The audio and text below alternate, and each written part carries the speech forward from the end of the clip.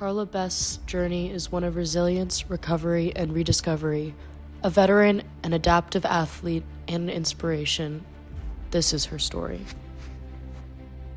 So before I got hurt, I was in the military. I was in the Army. I served for 4 years before I got hurt. And then if you go back even further than that, I was just a regular loudmouth kid, I guess. I was kind of a butch kind of a kid, I guess, like a tomboy, I guess is the best way to put it. So that was me. So when I got hurt, I had to take a physical test.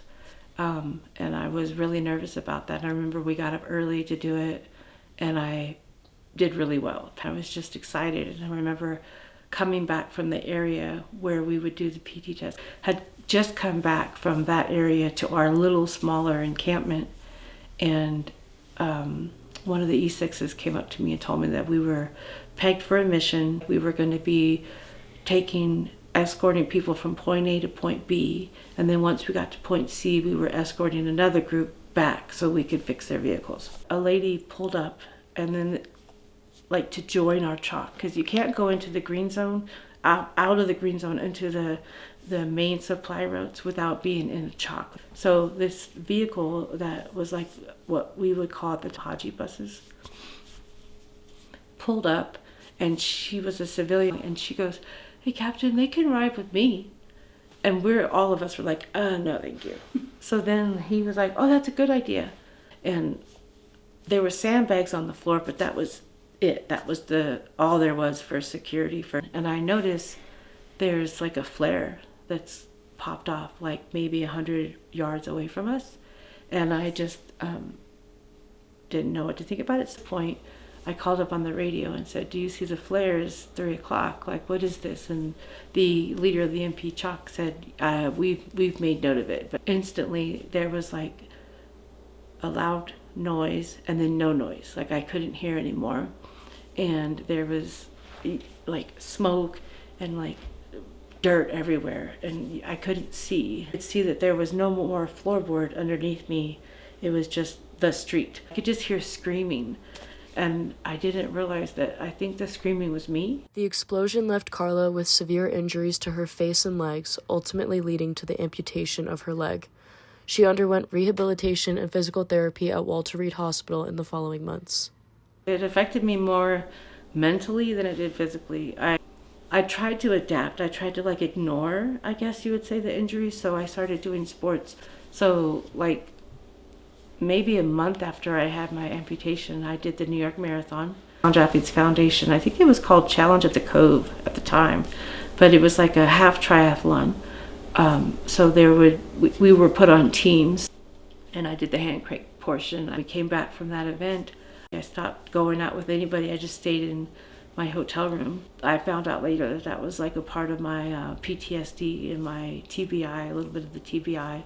I just was isolating myself and going into a deeper and deeper depression. So I remember writing the VA, writing Wounded Warrior Project, telling them I need help. I'm really in a bad way.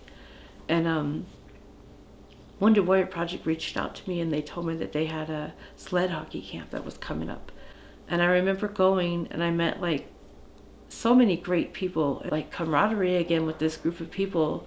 And I just decided I'm going to just do sled hockey from now on, and the adaptive sports and doing things like the sled hockey and, getting prepared for the Winter Sports Clinic, which is what brought me to Ignite program, and skiing with them. Those kind of things are like my outlet now.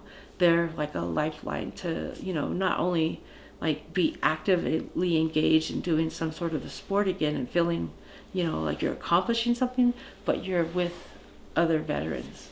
It's all family. It's all when I go up there, I'm with other veterans that I've been involved with in other sports programs, or I've been with them through therapy classes, new veterans that I've just met. It's such a welcoming environment. And then you just feel like you're surrounded by people that have been through the same things, have lost people themselves.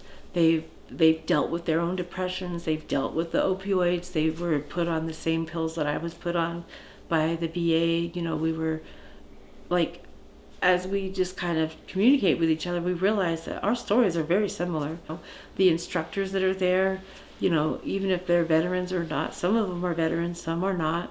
They all have like a very welcoming spirit. Like, you know, we're here for you. What do you need from us?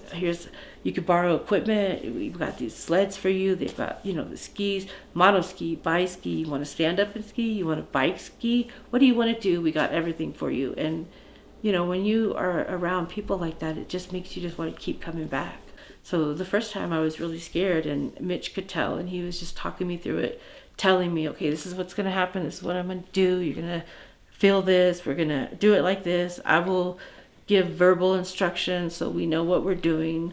And then I just realized that he knew what he was doing so much that I could trust him implicitly. We just want to say thank you to all the people at Ignite. Like, the things that they do for us, the things that they do not only for the veterans, but they also work with kids. They also work with, you know, the community, everybody. They're just such a vital program that I just want to say thank you. I don't know if they realize what they're doing for us and for our mental and physical well-being. They're just so positive and such a, like, you know, a positive side of life that, you know, it makes you trust in humanity again.